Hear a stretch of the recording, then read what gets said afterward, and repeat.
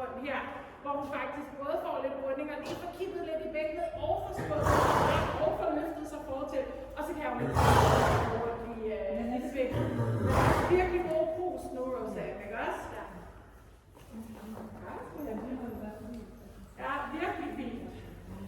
Og så skal hun ikke mere i dag. Så i forhold til det her med os, og altså, hun har godt af at lave den her bevægelse. Det er svært for hende at gøre det, men selv de små stykker, vi skal få, er gode for hende.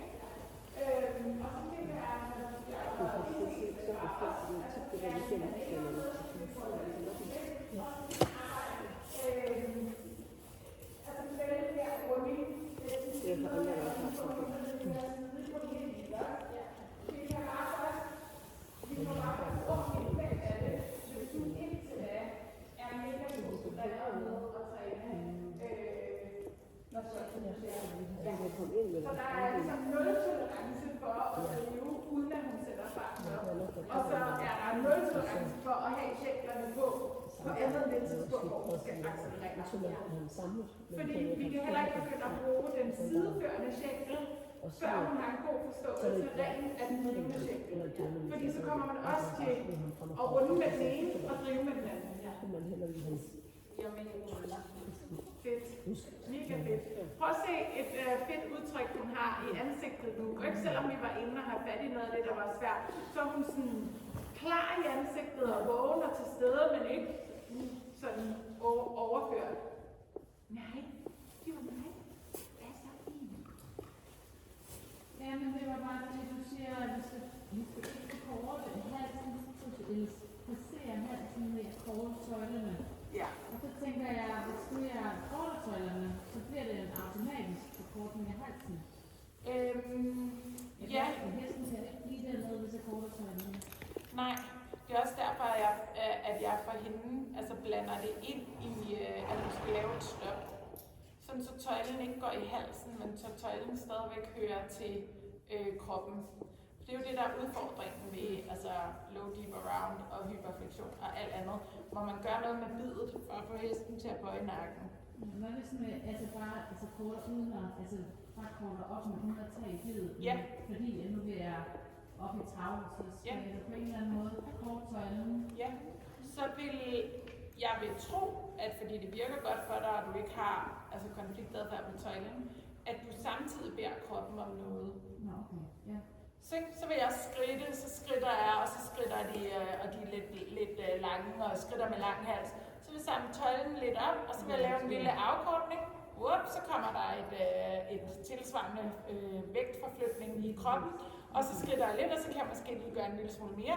Eller jeg kan samle tøjlen op og sige, hey, prøv at se, skal vi lave en kontrastilling og flytte forparten, og så kommer hesten op med forparten og i sin kontrastilling, og så har jeg den kortere ramme, der passer til tøjlen. Ja. Okay. Men at det ikke er tøjlen, der gør noget kun ved halsen. Jeg tænker på, når man laver et stop, som du siger der, når man korter tøjlen, der er mange heste, der når du korter tøjlen, du begynder at se det som flotsignaler. Ja.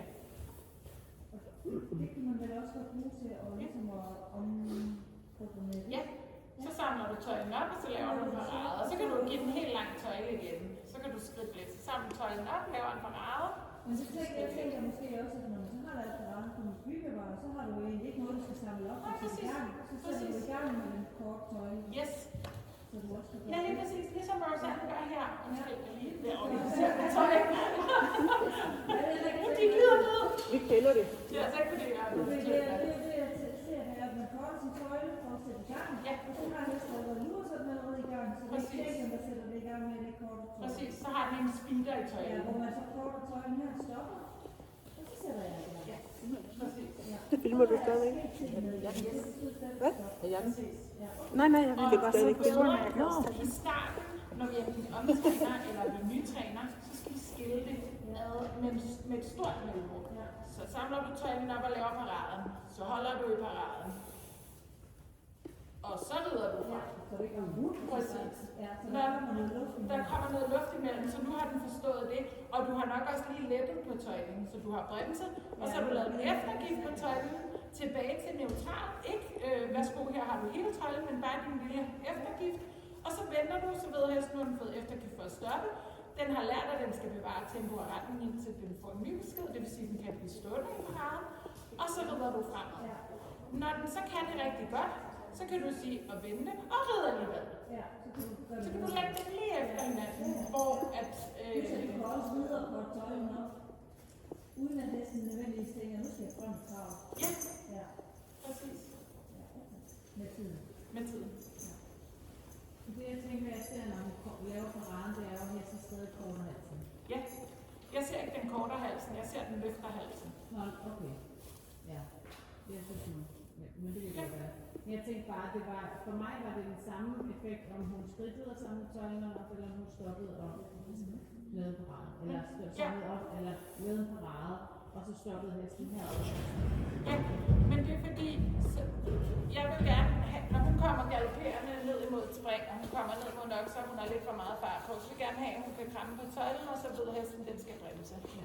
Hvis tøjlen betyder at kort halsen op, Ja. så kommer hun ned mod okseren, og så tager hun i tøjlen, og så korter hesten halsen op, men den løber videre. Ja. Eller den har set noget farligt, friser, der hurtigt kan gøre sådan her. Den har set noget farligt ude i skoven, når den skal til at dreje eller noget. Og så prøver man at bremse den, og så gør den halsen kort, og så løber kroppen videre. Og så er brystkassen frem. Ja. Så det vi bare gerne vil bevare, det er, at hesten stadig teleskoperer ud af kroppen. Ja. Og stopper den. Ja. Ja, okay. Og den her teleskoperer jo ikke rigtigt sådan endnu. Nej. Så derfor så får vi ikke den til at teleskopere ud, men vi får den til at tage hovedet op. Og jeg oplever ikke, at den ligesom, altså den her vej afkorter halsen. Det synes jeg bare heller ikke, jeg så, når hun skridtede og tog tøjlerne op, men det kunne være, at jeg så fejl der. Da hun bare skridtede og samlede tøjlerne op, så så jeg ikke, at den også kortede halsen. Men den løftede halsen. Ja. Ja. Men det var lige meget, om hun lavede stop, eller om hun lavede en tøjleafkortning. Ja, jeg vil bare ikke have, at det sker, uden at hun laver et stop. Fordi jeg vil ikke have, at hesten tror, at tøjlerne betyder, gør noget med din hals. Jeg vil gerne have, at hvis du gør noget med tøjlen, at det så er forbundet ind til hestens krop. Når den går rigtig godt, og den er løftet, og den er balanceret, vi har alt det, vi gerne vil have, og vi har sug på tøjlen, så kan du nærmest mærke bagkoden i hænderne. Ja.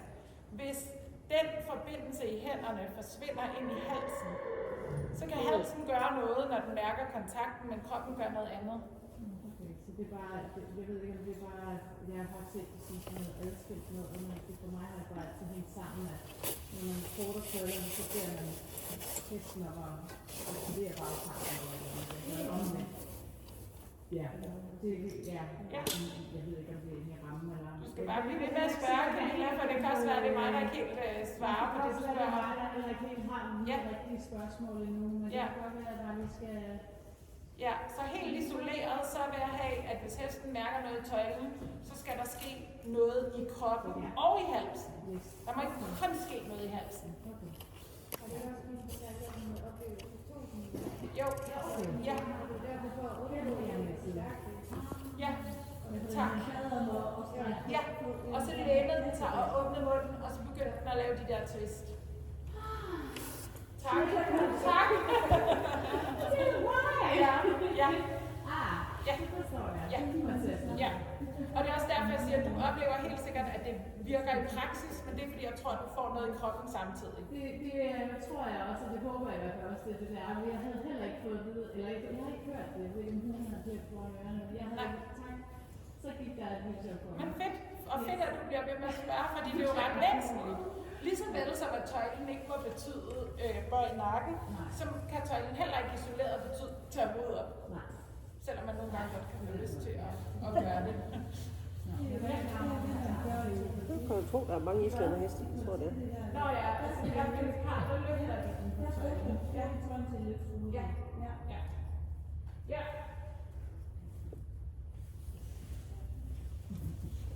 Ja, men vi er så tilfredse. Yes. Skal vi